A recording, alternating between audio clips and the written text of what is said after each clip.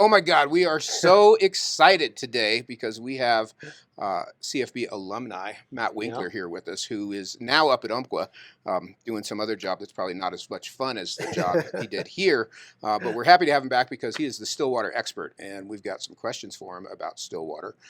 As you all know, it's kind of getting to be runoff season and mud season, and that notwithstanding, I think to a guy like Matt, he doesn't care if it's mud season No, because he goes not and at catches all. big fish all over all the time. You may not know this, but we have always called Matt 24-inch Winkler here, and with good reason. It's probably a little underdone, truthfully, because Matt only catches fish that are 2 feet long or bigger.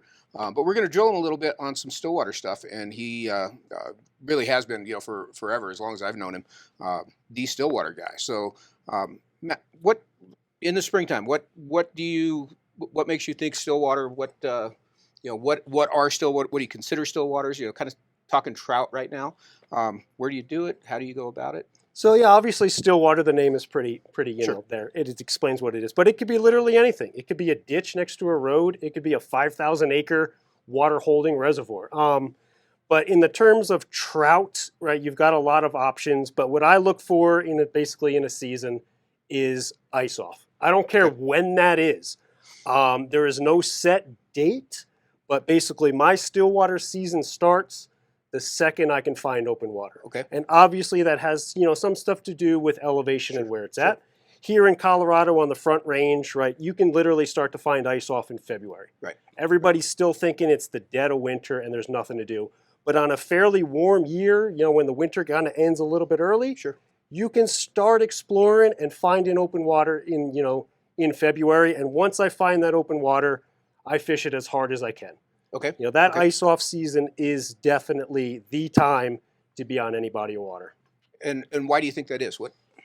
Trout love cold water. Sure. I mean, it's just the way it is. When that ice comes off, they've been under it for so long, looking for food. There's not a lot of bugs around.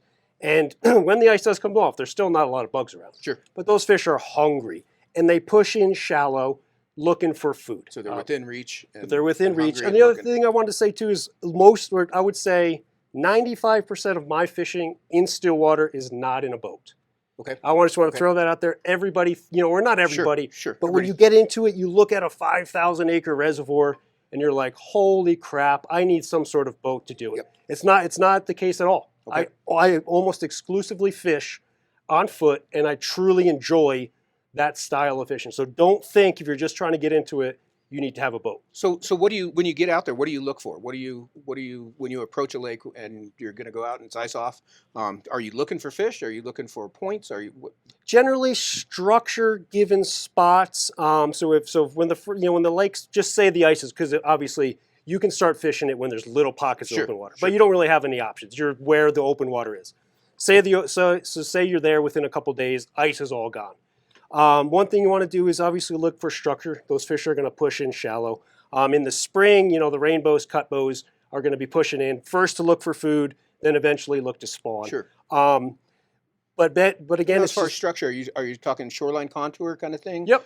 Bottom contour Yep. or rock pile kind of stuff? I guess all both. of it. Yeah. All of it. And honestly, whatever features are in a lake, I would say your biggest kind of thing that's going to help you find fish is wind.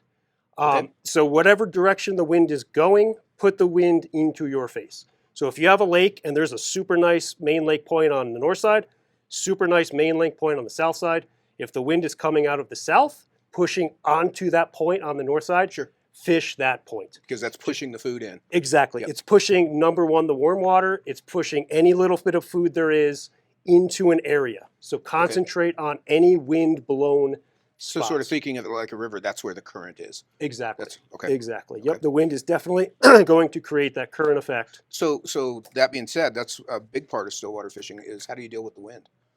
It's a massive, massive thing. And honestly, when you if you get into Stillwater fishing, everybody kind of shies away from it. Sure. If you ask anybody else that's a true Stillwater angler, they love it. They're going to look at the forecast and find those days where it is windy. Windy and choppy. Windy and choppy for sure. And there's a point of no return, right? I would say from like 5 mile an hour and under, that's almost no wind. Okay. You get a fairly flat day, no clouds, full sun. you're going to struggle, even at ice off, even Sure. when the conditions are going to be as good as they are for the season. You get that kind of day, it's tough. The fish aren't moving, the food's not moving, nothing's stirring in the lake. Sure. Sure. You get to like, I would say 10, 15 is the sweet spot. There's enough, wind to move stuff around. Fish are moving around. The surface is all broken up, so the fish feel much more protected. Sure. They're not, too much in danger from stuff from above.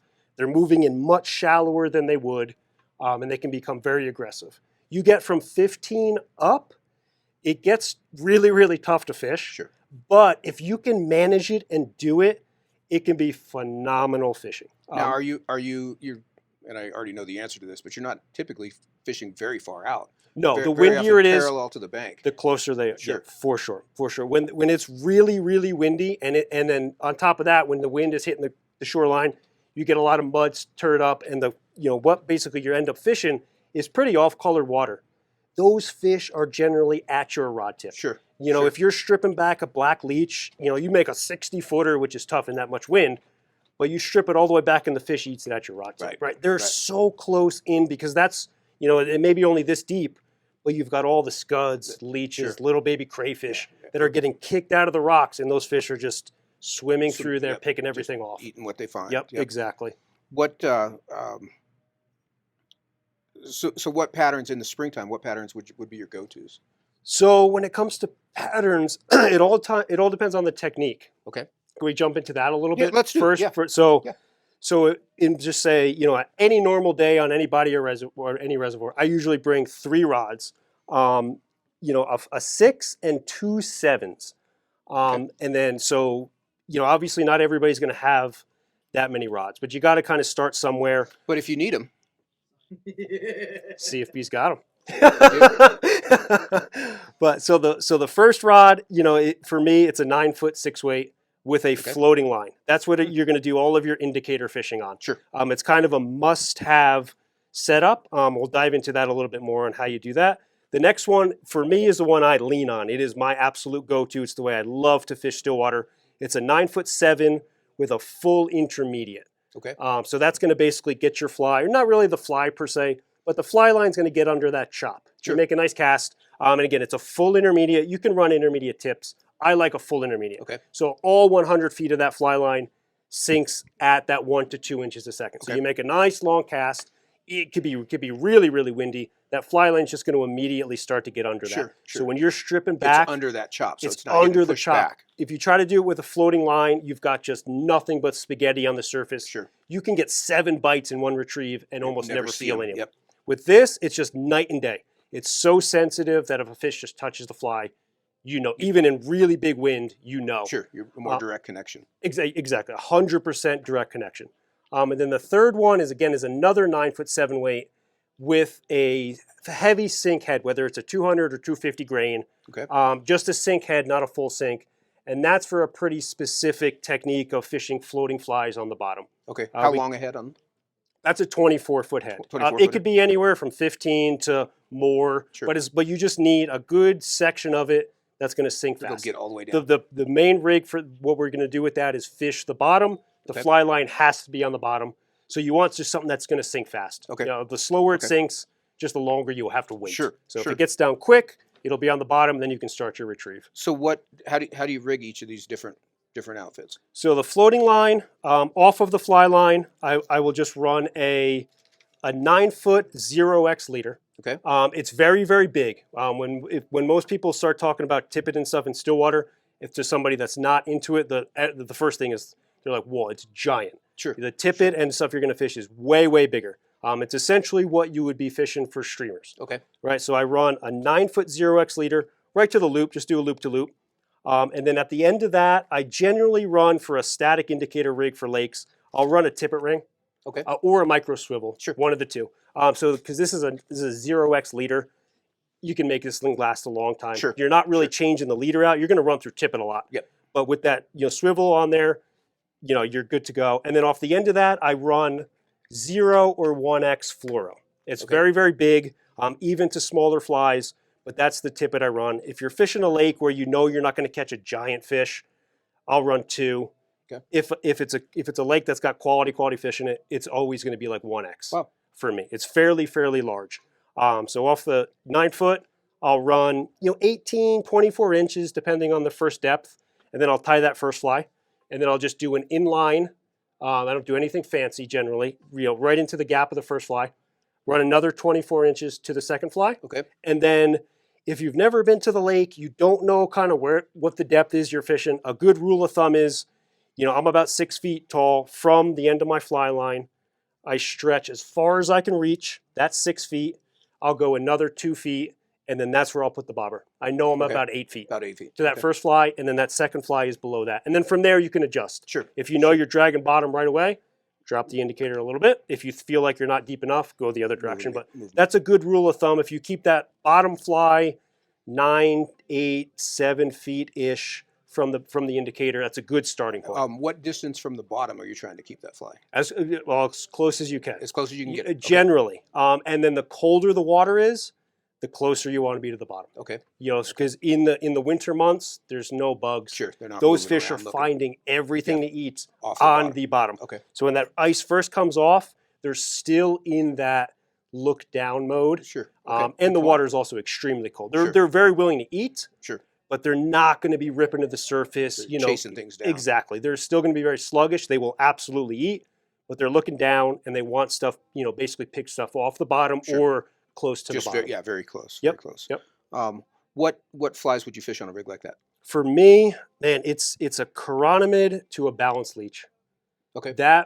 You can pay bills with that rig in a lake. And the chironomid on top. A chironomid on top, balanced leech on the bottom, for sure. And with that rig, in my experience, it's going to be 8, 9 to 1 the balanced leech because it's lower, it's closer to the bottom, so you can switch that bottom fly out if you think something changes. But early season when there's not a lot of bugs around, a balanced leech close to the bottom is a winning ticket. Now, you're static rig, so no retrieve, just letting it bob on the waves. Absolutely static rig for sure. A little bit of chop is definitely ideal. Sure. A nice steady chop is even better. So you can you're standing here. If you got a crosswind, it's really nice, especially if you're on a point.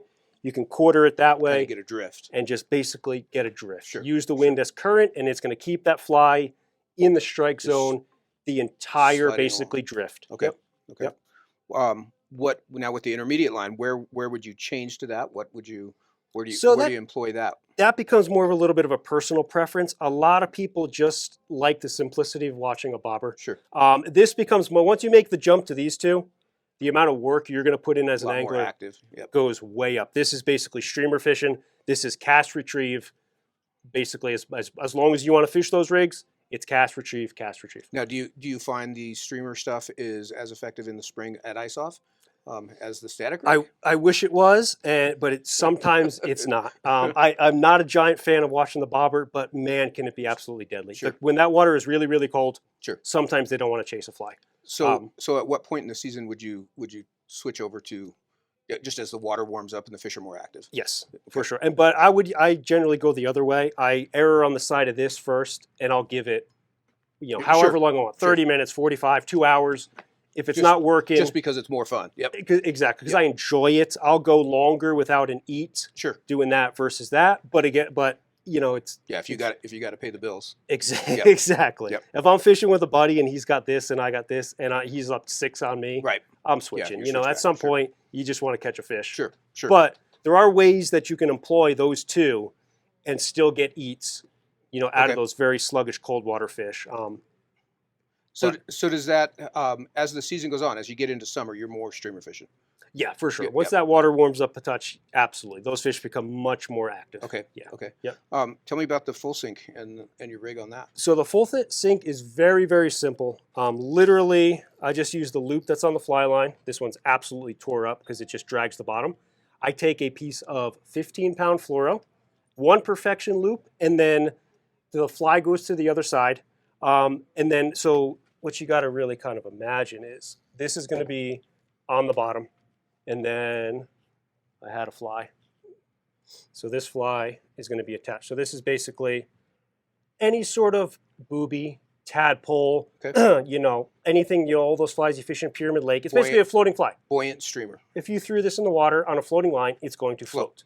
So this line pulls it to the bottom, and then what I do, this is the simplest rig you could ever do. I like this to be maybe, you know, 2 feet or so, and then the fly is there. Now this hits the bottom. This is going to float, and it's just going to hang there. It's just going to sit just like that. When you retrieve, you pull it, it's going to dive a little bit. When you stop, it's going to float up.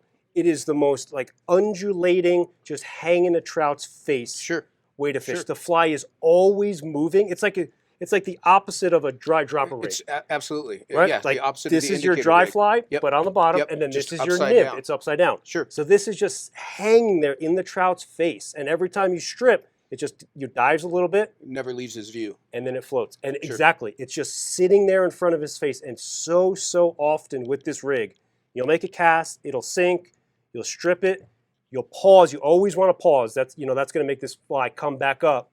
You'll pause it. You can count 2, you can count 10, whatever. It'll just be sitting there. And the second you come back to that fly, and as soon as it starts to move, boom. It's tight. The fish, it's like the fish is nosed up to it, waiting for it to move. And as soon as you go to pull it away, he grabs it. Yeah, that's an unusual rig too. It's not sitting on the bottom. It's not sitting on the surface. It's just hanging in the middle. It's hanging in their face. And all you have to do is whatever this distance is, basically your piece of tippet, is how far the fly is off the bottom. Yeah. So if you want it literally 8 inches off the bottom, you just fish an 8-inch piece of tippet.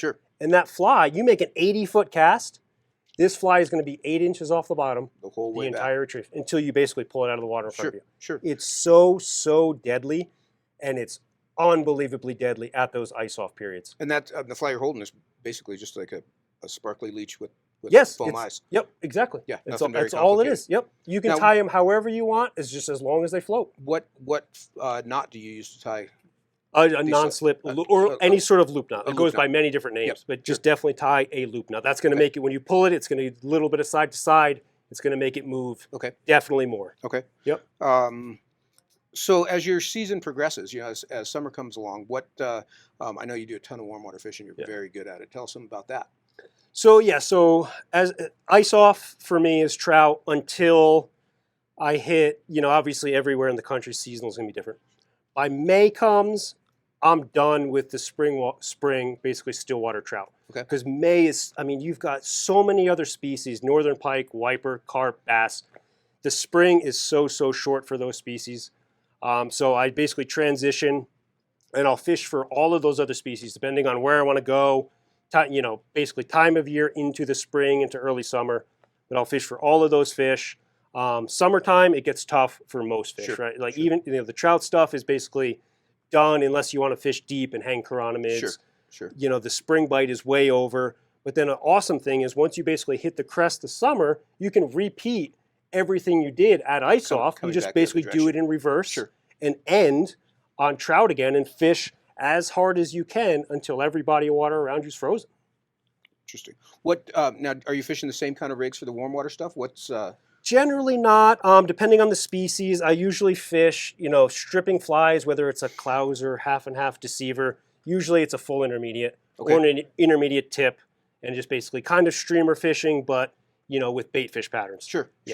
And that's mostly front range stuff for the most part. For all of your bass, wiper, stuff like that. Then you can get into the foothills and the mountains and chase northerns. Right. Lake trout is very good. That's like the very beginning, like literally cracks of open water looking for those lakers, and then again in the fall when the lake is literally freezing up, trying to be there as cold as it possibly can. But you can look for those guys, you know, fish a big 8-weight, big zonker leeches, look for them. So it's so much of this is about targeting the areas where the fish are going to be accessible to you. Yes. Timing, reasonable depth water under maybe unreasonable conditions in a lot of cases. But. For sure. One of the hardest things about that Stillwater game is timing. Yeah, I mean, I've been doing it for probably 12 years-ish, like legit hard Stillwater stuff, and like the timing of it is one of the hardest pieces to figure out. Where to be when. Because sometimes, you know, a buddy will be like, oh, let's go fish for this. Like, dude, it's over. Like, holler at me next year. Because 2 weeks ago. Exactly. That bite's over. Like, you know, there's some of the windows are so small. Is there anything that sort of you start to look at to kind of know things like that are about to happen? Or is that just time on the water experience? A lot of it is time on the water and experience for sure. But it all just starts with ice off, right? That's like kind of the start of it. And then once you get that, that trout stuff in, and generally seasonally by, again, here in Colorado, by May, if you're not fishing for those warm water fish that you want to catch in the spring, you're going to miss it. So it's basically that's basically just calendar. And again, there's some seasonal stuff, warm springs, you can start earlier. If it's really cold spring, it might be pushed a little bit late, but 2-week windows here and there. Wow. So fairly short season, but a lot of variety to each. Yes, to for each sure, of those. for sure, for sure. Yeah, I mean, I know you. All the time you were here, it seemed like every week it was a different fish that you were catching, in a different spot and pretty consistently, but different places, different fish. For sure. What else was I going to ask you? Tell us a little bit about Spinney Reservoir, just as a good example, for us front range guys. Yeah. How you would approach that, and anything different than what you've already told us. Yeah, kind of. About that. I've touched on most of it, but Spinney is a very good reservoir. Again, you can't really get the ice off because that Spinney is kind of odd because it has the opening day. So you are basically subject to when they say you can start. Right. Some years it's good, some years it's pushed way back and you're basically way past the ice off. They did that a couple of years ago and it was almost, pointless. But if you want to, start it as soon as you can, it's very, very cold there at ice off generally. So indicator bite or the bottom. Stripping flies right out of the gate there, in my experience, hasn't been super, super effective. Okay. So you're looking for fish that are closer to the bottom. They absolutely love eating, leeches. So these rigs work really, really good there. This rig or the sink rig is really, really good because in the spring you've got basically a barren bottom. All the weeds haven't started growing yet. Yep. So you can really fish a fly on or close to the bottom to find those fish. I mean, you can actively do it. You don't have to watch the bobber. You can fish those Booby style rigs, keep a fly near the bottom, and cover a bunch of water. Okay. And then it kind of, there's so many bugs in Spinney. So once it makes that kind of transition is honestly where I kind of stop. The fish kind of push deep and they're there kind of all summer. Yep. You can absolutely get on loads of fish in Spinney in the summer, but you kind of need a boat and you're fishing chironomids deep and it's really just not my thing. Sure. But you get a fantastic fall season. If you're a wade angler and you want to find those aggressive fish, in my opinion, I would skip the entire ice off and do fall. I think it's better in the spring, right? The Spinney's mostly rainbows, cut bows. Sure. So they're going to come in, eat for a little while, then they're going to turn and want to spawn. Sure. So it's not really my thing to fish to those, but in the fall, they're not spawning. Right. They're only just there to eat. Looking to eat, and they can be so aggressive. Interesting. Yep. And again, fish it, again, you get that the close date too. So you can't fish right till it freezes. I wish you could, but they do tell you, nope, this is your last day. This is the end of this. But if you fish it hard right up to then, you can have some phenomenal days. So it sounds like there's not terribly complicated rigs. No. And I think you kind of shine some light on how to approach it. That I think that's one of the things that so many people get turned off by, I guess, is walking up to a windy lake and thinking you've got to cast as far out as you can. Exactly. Yeah. One thing I always notice is all the good anglers are weighted out 10 feet and casting parallel. So no one's casting straight out into the teeth of it. Generally, no, for sure. If it's windy and the conditions are good, you make an 80-foot cast. 70 feet of that cast or half of that cast is almost wasted because the fish are going to generally you're beyond them. Yep. Within 40 feet of you. Okay. Yep. So awesome, great info. I learned something. What else do I got? I should mention while I'm thinking of it, Matt today is wearing dress shoes, which we've never seen before. And I just wanted to. They're boots. They're boots. They have laces. Yeah, they've got laces for sure.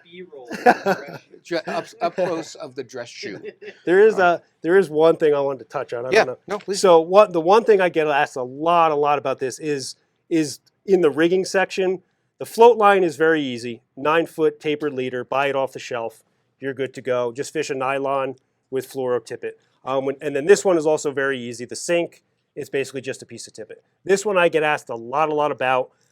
So for whether it's a trout, a bass, a wiper, a lake trout, I fish 2 liters. And I do make this is on the intermediate line. It's on the intermediate line. So when I'm stripping a fly for those fish, I've just found over the years that tapered leaders, extruded stuff just doesn't turn over very well, and doesn't turn over really well the windier it gets. Sure. So sure. I've got to the point where I make my own leaders, and it's very, very simple. So what I do is if I'm fishing for trout, I'm fishing 15 pound, which is 0x. Okay. So then I just go backwards from that. So that's my tippet, and then I build it in 3 sections. The middle section, I go up 10 pounds from that, is 25 pound. Okay. And then the butt section, I go up 15 pounds, which is 40. So I carry these, or I don't even carry them, I just make them ahead of time. Sure. So I go 40, 25, 15, and I just do 3 feet of each. Okay. That gives me a 9-foot leader.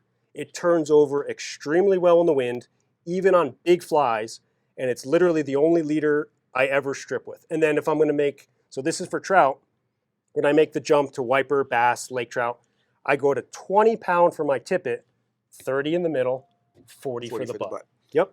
So you're still using, even on the intermediate, a long leader, yep. I like 9 foot is ideal. Okay. For sure. I found that length, you can go a little bit shorter, but that 9 foot is good. And off of the 15, I don't add a tippet section. Sure. This is the tippet section. Right. So I tie right to that, and then obviously you get a handful of switches out, and then you'll have to do it. And then in between the two, I do like a 10-turn Albright. Okay.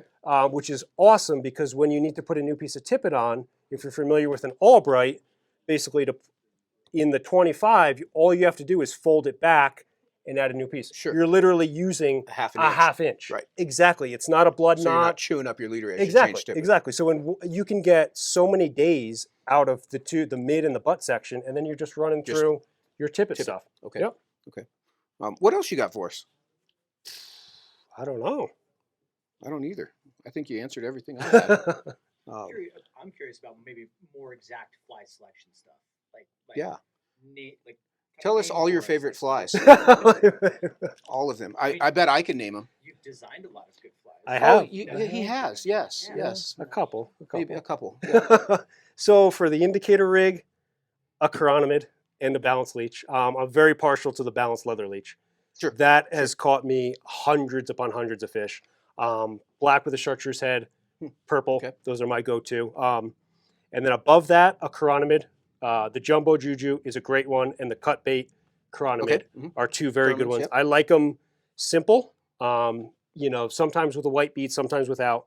Simple, kind of a wire body or super hair, thin profile, more on the little bit realistic side. Okay. So for that rig, you can run through scuds and stuff like that, but in my experience, a chironomid and a leech, if they're going to be active eating anything, one that's of what those they're two seeing. plays. Exactly. They're seeing most exactly. Yep. For stripping flies, you can get into a lot of stuff. Zonker style or pine squirrel style leeches work fantastic. Sure. I think I brought. I don't know if you'll be able to see this on camera, but we'll show it. Yeah.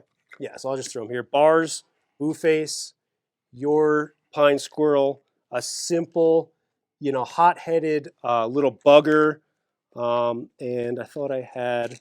Oh, here it is. And like a goat leech or a semi-seal leech. That style stuff, fantastic. It does not have to be anything complicated, and it doesn't have to be big.